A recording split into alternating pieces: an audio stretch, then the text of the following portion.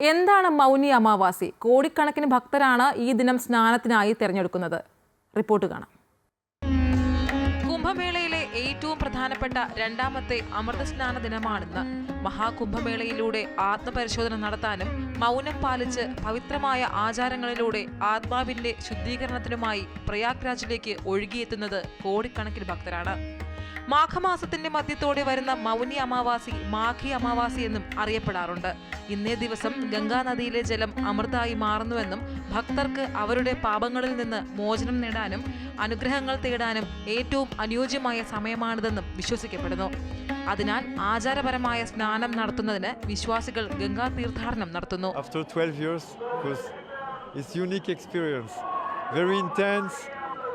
All the people from the whole world are here with Indian people. I really love it. Warm inside, cold outside. Everybody is very friendly. People is so welcoming. We get food. People so smile from everybody. So very unique experience as a human. ഈ ദിനത്തിൽ കുംഭമേള നടക്കുന്ന സ്ഥലത്തെ പുണ്യതീർത്ഥത്തിൽ അമൃതിന്റെ സാന്നിധ്യം ഉണ്ടാകുമെന്നാണ് വിശ്വാസം.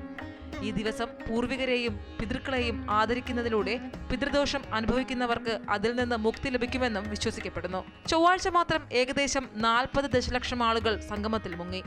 ഇതോടെ മഹാകുംഭമേളയിൽ പങ്കെടുത്ത മൊത്തം തീർത്ഥാടകരുടെ എണ്ണം 170 ദശലക്ഷമായി. National desk, Amrita TV.